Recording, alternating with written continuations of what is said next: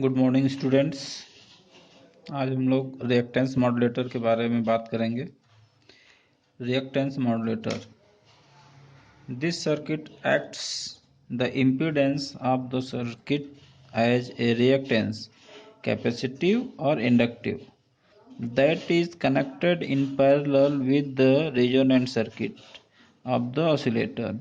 The variable capacitor can only appear as a capacitance that become part of the frequency determining branch of the oscillator circuit.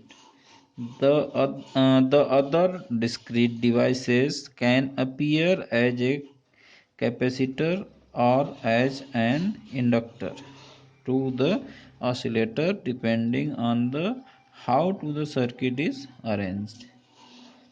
A Colpit oscillator used a capacitive voltage divider as the phase reversing feedback path and most likely tapped coil as the phase reversing element in the feedback loop.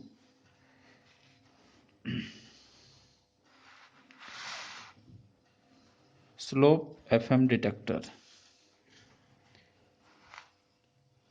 The very simplest form of FM demodulation is known as slope detection or demodulation. It consists of a tuned circuit that is tuned to a frequency slightly offset from the carrier frequency of the signal.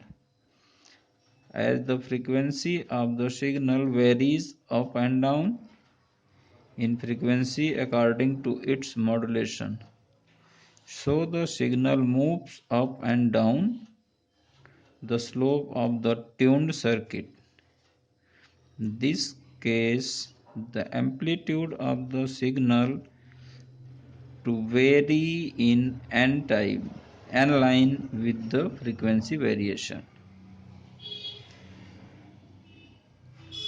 The above circuit shows FM slope detector circuit.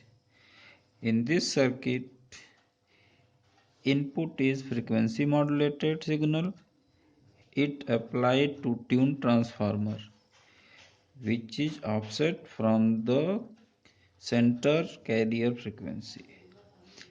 The converters the incoming signal from just FM frequency modulation to AM superimposed upon the signal.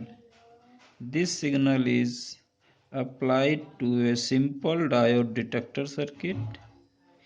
Here diode providing the rectification while capacitor C3 remove any unwanted high frequency component and R1 provide load.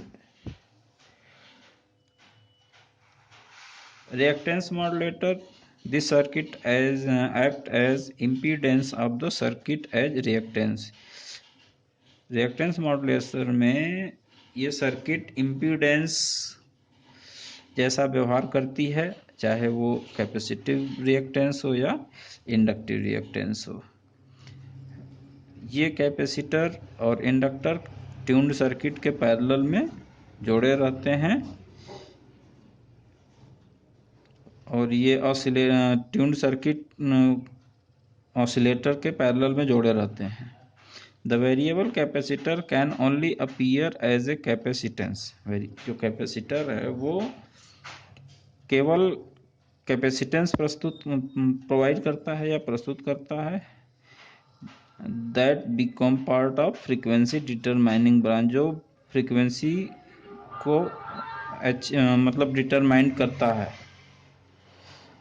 The other discrete devices can appear as a capacitor or an capacitor or as an inductor to oscillator depending on the how to circuit is arranged.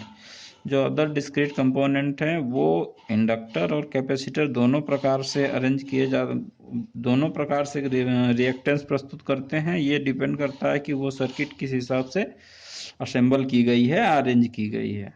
A Colpitts oscillator use a capacitive voltage divider. Colpitts oscillator का उपयोग किया जाता है जिसमें capacitive voltage divider use होता है जो phase reversing feedback path उसमें लगा होता है and most likely tapped coil as the phase reversing element in the feedback loop.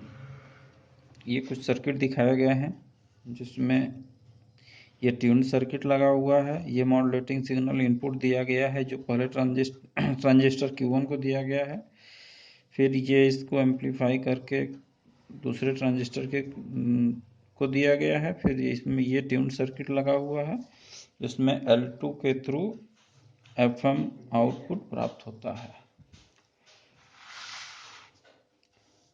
Slope FM detector.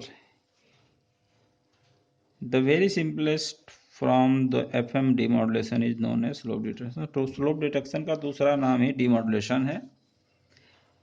It's consist of A tuned circuit. इसमें tuned circuit लगी होती है जो फ्रीक्वेंसी को धीरे धीरे स्लाइटली कम या ज़्यादा करती है। As the frequency of signal varies up and down. यदि इनपुट सिग्नल की फ्रीक्वेंसीज अप एंड डाउन होती है, धीरे धीरे बढ़ती है या घटती है मॉड्यूलेटेड सिग्नल के अनुसार, सो द सिग्नल मूव, इसीलिए सिग्नल भी ऊपर नीचे या अप एंड डाउन मूव होते हैं।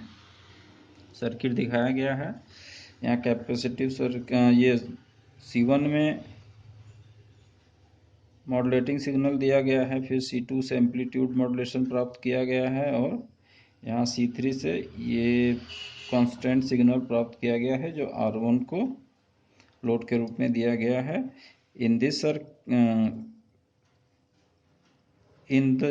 circuit input is frequency modulated.